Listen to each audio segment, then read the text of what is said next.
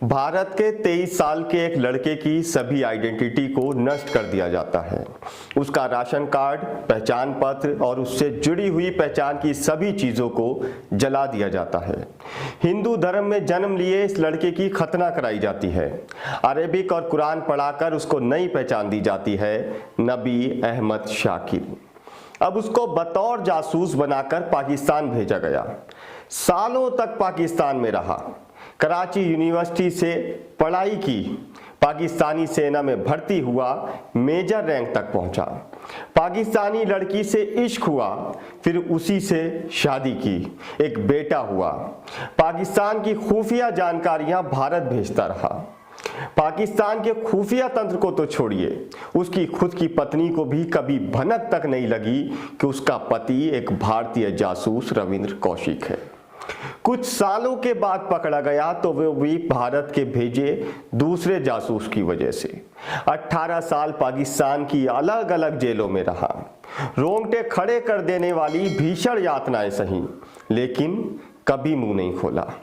पाकिस्तान की जेल में ही दुनिया को अलविदा कह गया, जिसे मौत के बाद भी वतन की मिट्टी नसीब नहीं हो सकी।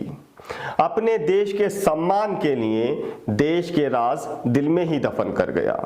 वो राज जो खुल जाते तो भारत को बड़ा झटका लगता, लेकिन देश ने उसके साथ इंसाफ नहीं किया, जिसकी वजह से देश के 20,000 जवानों की जान बची। उसके परिवार को 2,000 रुपये महीना मिले।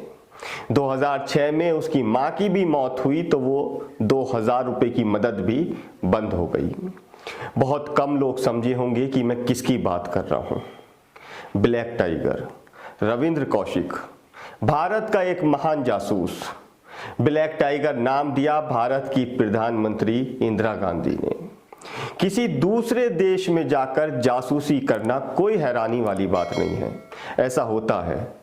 दूसरे देशों की जानकारी इकट्ठा करने के लिए जासूस भेजे जाते हैं, लेकिन जासूसी करने के लिए किसी दूसरे देश में जाना और फिर वहां की सेना में शामिल होकर मेजर रैंक तक पहुंच जाना, यह वाकई किसी को भी हैरान कर सकता है। 2012 में आई सलमान खान की फिल्म एक था टाइगर, रविंद्र कौशिक की कहानी से प्रेरित ही एक फिल्म थी। आज से लगभग 20 साल पहले मलय किशनधर ने रविंद्र कौशिक के जीवन पर आधारित एक किताब लिखी थी। नाम था mission to Pakistan, an intelligence agent in Pakistan. दरअसल रविंद्र कौशिक राजस्थान के श्री गंगानगर के रहने वाले थे। कौशिक को थिएटर का शौक था। रॉ यानी कि रिसर्च एंड एनालिसिस विंग के अधिकारी की नज़र रविंद्र कौशिक पर पड़ती है। कौशिक का अभिनय रॉ के अधिकारी को बेहद पसंद आता है और फिर 23 साल की उम्र में उनको रॉ में जोड़ लिया जाता है।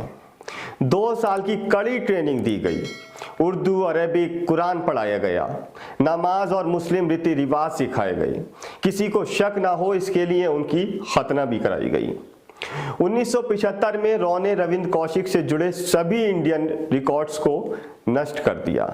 अब भारत में उनका राशन कार्ड, पहचान पत्र सब कुछ खत्म कर दिया गया और उन्हें एक नई पहचान दी गई, नबी अहमद शाकिर। नागरिकता पाकिस्तान की, पता पाकिस्तान का इस्लामाबाद शहर। उन्हें जासूसी के लिए पाकिस्तान भेजा गया। रविंद्र कौशिक से नबी अहमद शाकिर बने जासूस ने पाकिस्तान के कराची यूनिवर्सिटी में लॉ में एडमिशन लिया।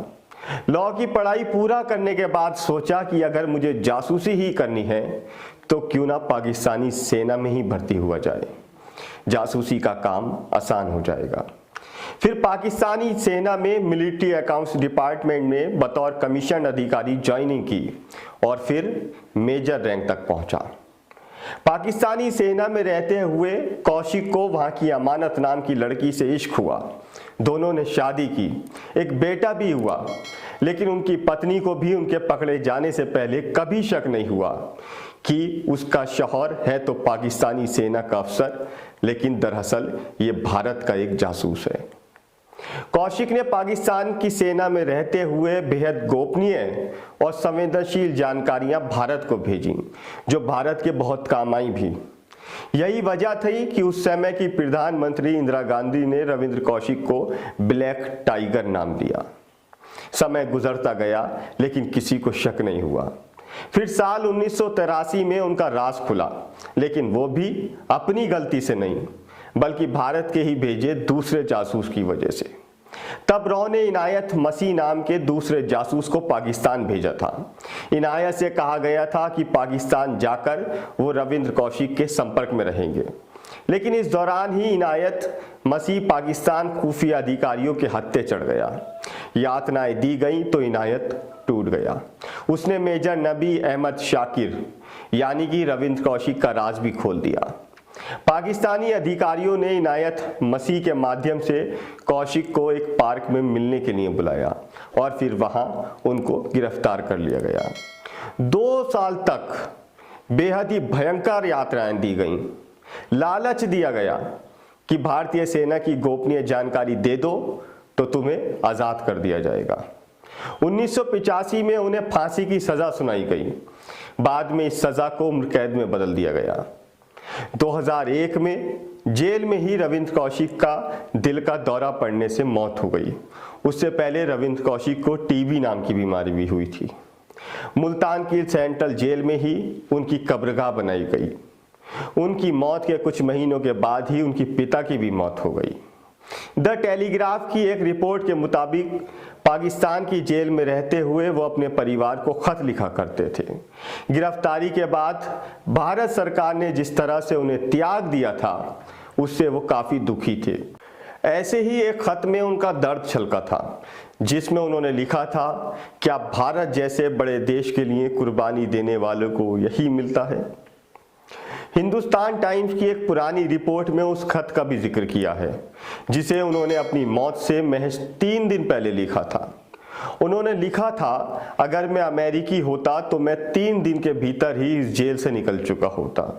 रविंद्र कौशिक की पाकिस्तान की जेल से रिहाई के लिए परिवार ने 1987 से लेकर कौशिक की मौत तक कई बार सरकार से गुहार लगाई। हर बार यही जवाब मिलता था, पाकिस्तान के सामने इस मामले को उठाया गया है। मौत के बाद भी परिवार ने उनके योगदान को मान्यता दिलाने के लिए सरकारों को लिखा। परिवार ने भारत सरकार पर आरोप लगाया कि उसने कभी भी कौशिक को जेल से छुड़वाने की कोशिश नहीं की, मानवीय आधार पर भी नहीं। ऐसे ही एक खत में उनकी मां अमला देवी ने सरकार पर आरोप लगाते हुए कहा था, जब वो मर रहे थे तो उन्हें दवाइयां भी नहीं पहुंचाई गईं, जबकि उनकी भेजी सूचनाओं ने अपने देश के लिए कम से कम 20,000 जवानों की जान बचाई होगी। उनके परिवार को सरकार से हर महीने महज 500 रुपए की मदद मिलती थी, जो बाद में 2,000 रुपए हो गई। 2006 में कौशिक की मामला देवी की मौत के बाद वो मदद भी बंद कर दी गई। सरकार से मान्यता अलग बात है, लेकिन रविंद्र कौशिक भारतीय इतिहास में अपना नाम स्वर्ण अक्षरों में लिखवा गए। इस ब्लैक टाइगर के बिना जासूसियों की हर लिस्ट अधूरी है। आप इस महान जासूस के बारे में क्या सोचते हैं, ये आप हमें कमेंट सेक्शन में लिख सकते हैं। साथ ही वीडियो पसंद आया हो तो चैनल को सब्सक्राइब करके बेल आइकन को ज़रूर दबा दीजिए, जिससे हमारी आने वाली कोई भी वीडियो आपसे मिस ना हो। नमस्कार।